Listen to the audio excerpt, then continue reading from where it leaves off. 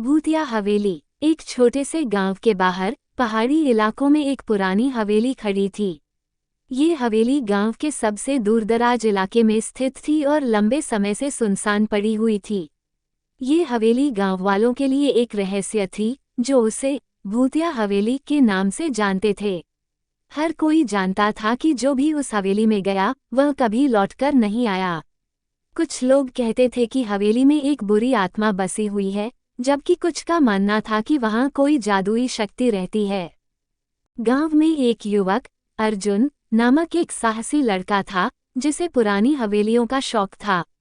वह शहर से गांव आया था और वहां के पुराने किलों और हवेलियों की कहानियां सुनता रहता था। गांव वालों ने उसे उस हवेली के बारे में बताया और चेतावनी दी कि वह उस जगह से दूर रहे, लेकिन अर्जुन के मन में हवेली की सच्चाई जानने का गहरा उत्साह था। क्या तुम नहीं समझते? वो हवेली खतरनाक है। वहां जाने से अच्छा है कि तुम अपनी जान बचाओ, एक बुजुर्ग गांव वाला उसे चेतावनी देते हुए बोला। मैं डरने वाला नहीं हूँ। मुझे पता है कि कोई अदृश्य शक्ति नहीं है।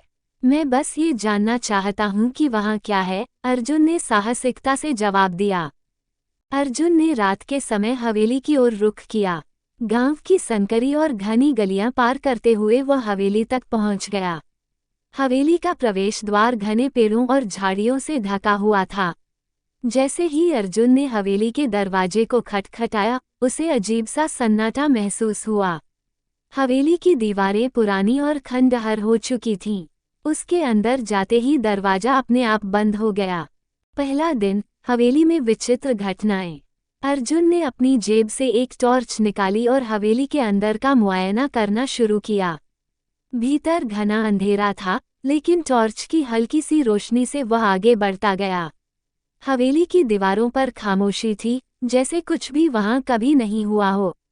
हर कदम पर अर्जुन को ऐसा महसूस हो रहा था जैसे कोई उसे देख रहा हो। हवेली के अंदर एक बड़ी सी सीढ़ी थी, जो ऊपरी मंजिल की ओर जाती थी। अर्जुन धीरे धीरे सीढ़ियां चढ़ने लगा। अचानक उसकी नजरें एक पुराने आईने पर पड़ी, जो दीवार पर लटका हुआ था।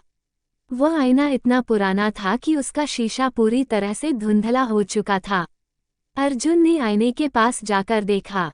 वह अपनी परछाई देखता रहा, लेकिन तभी उसकी आंखों के सामने कुछ अजीब सा हुआ। उसका चेहरा अचानक बदलने लगा और वह किसी अजनबी के चेहरे में बदल गया। उसने पीछे मुड़कर देखा, लेकिन वहां कोई नहीं था। उसकी धड़कनें तेज हो गईं। क्या हो रहा है? अर्जुन ने सोचा। उसने फिर से आईने में देखा, और जैसे ही वह आईने से हटा, उसका चेहरा वापस सामान्य हो गया। लेकिन उस घटना ने अर्जुन को अजीब सा महसूस कराया। उसे समझ में आ गया कि हवेली में कुछ तो गड़बड़ जरूर है। दूसरी रात, डर और संदेह।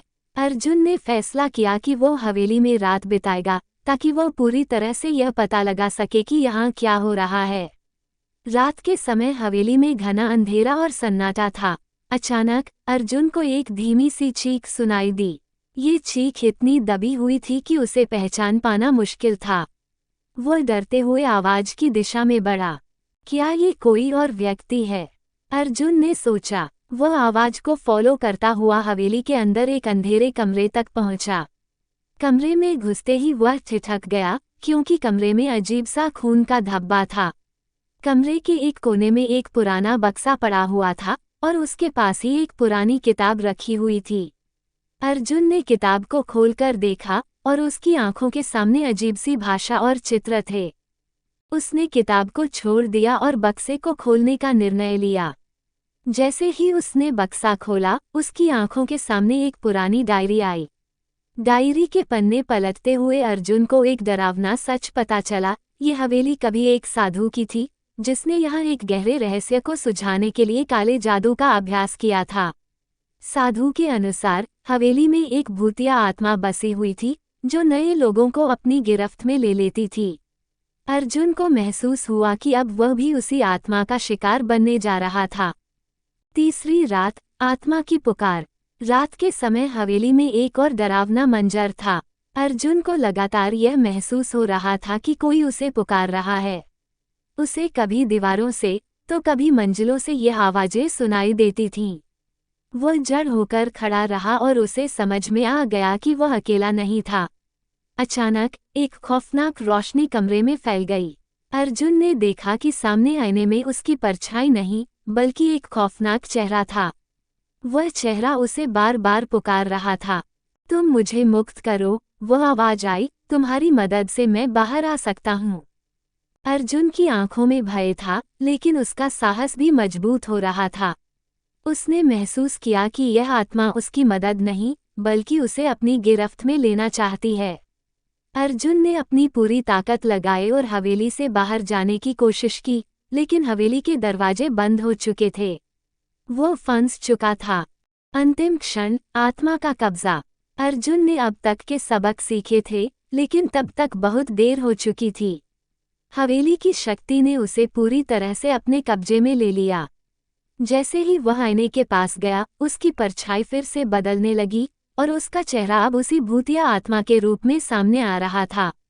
अर्जुन के शरीर में कुछ और ही शक्ति समा गई थी। अब वो हवेली का हिस्सा बन चुका था।